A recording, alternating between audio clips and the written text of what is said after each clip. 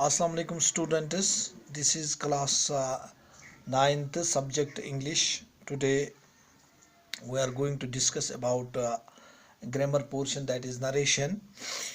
Students, I will myself try best to make you understand.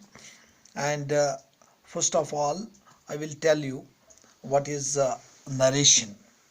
We may report the words of a speaker into two ways. Speaker के जो अल्फाज होते हैं वो दो तरीक़ों से हम लिख सकते हैं और बोल भी सकते हैं.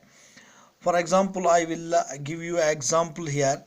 He says, comma, inverted commas begin. John reads a book, comma, closed. Comma, closed. ये जो part है, this part, he says, this part is called reporting verb. Reporting verb. And the second part, John reads a book. This is called a reported speech. This is called a reported speech. और ये गौर से आप देखें यहाँ पर reported speech जो है ये inverted commas में होते हैं. रिपोर्टेड स्पीच होती है इन्वर्टेड कॉमास में है. और रिपोर्टेड वर्ब जो है ये सेपरेट है, एक कॉमा से सेपरेट है. इससे किसे? रिपोर्टेड स्पीच से. इसको मैं इनडायरेक्ट बनाने की कोशिश करूंगा. यहाँ पे indirect, he says that John reads a book. यहाँ पे आप गौर से देखिए, यहाँ पे मैंने कामा नहीं लगाए हैं. कामा के बदले मैंने यहाँ पे दैट लगाया है. और बाकी ये जो है ये सेम रह गया है इस सेंटेंस में. इस सेंटेंस में बाकी सेंटेंस में चेंज होता है. ये it depends upon the sentence. It depends upon the sentence. Same thing is here repeated in two different ways. ये एक ही बात कही गई है दो तरीकों से यहाँ. In the first sentence, ये first sentence में हमने देखा है the very actual words of the speaker जो होते हैं ये with an inverted commas में होते हैं. आप देख सकते हो with an inverted commas में होते हैं actual words. Actual words इसको कहते हैं direct speech. और words with an inverted commas जो होते हैं are called reported speech. क्या कहते हैं इसको? reported speech. For example, John reads a book, comma, closed, comma, closed. इसको कहते हैं reported speech. ये जो other part of the sentence है containing verb he says it is called reporting verb. इसको हम reporting verb कहते हैं. क्या कहते हैं? reporting verb कहते हैं. The second sentence जो है the meaning is the same. Meaning same है. सेकंड सेंटेंस में इसका मीनिंग सेम है. फर्स्ट सेंटेंस का माने है जो वो सेकंड सेंटेंस का माने भी है. But there are no commas. यहाँ पर हमने देखे हैं यहाँ पर कॉमास वामास मैंने हटाए हैं. यहाँ पर मैंने कॉमास हटाए हैं. आप देख सकते हो. He says that John reads a book. John reads a book, but there are no commas and the words are changed. कुछ words change हो गए हैं. that यहाँ पर change हो गया है. that यहाँ पर change हो गया है. ये commas के बदले लग गया है.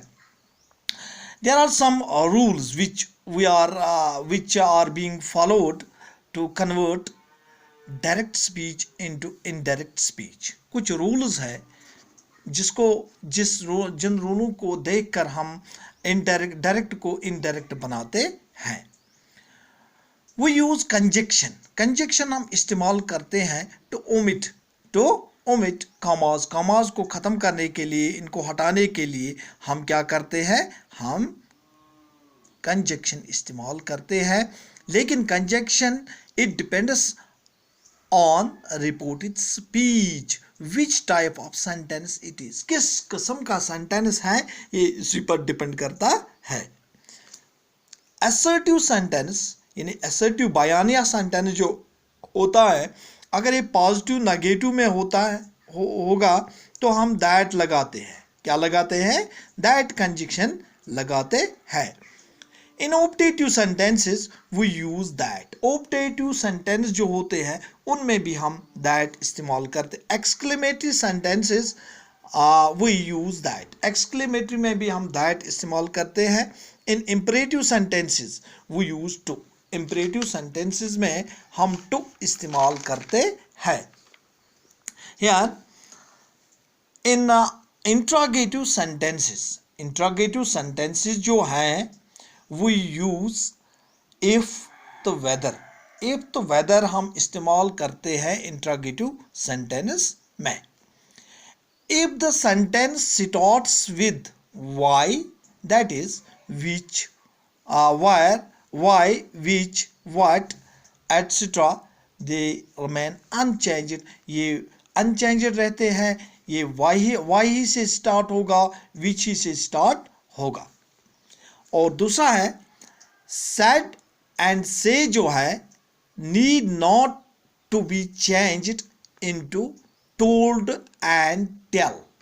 यानी said और say जो है इनको ज़रूरत नहीं है told और tell में चेंज करने की जब इनको फॉलो करता हो सब्जेक्ट, जब उनको फॉलो करता है subject. These are some specific rules. Today it is enough.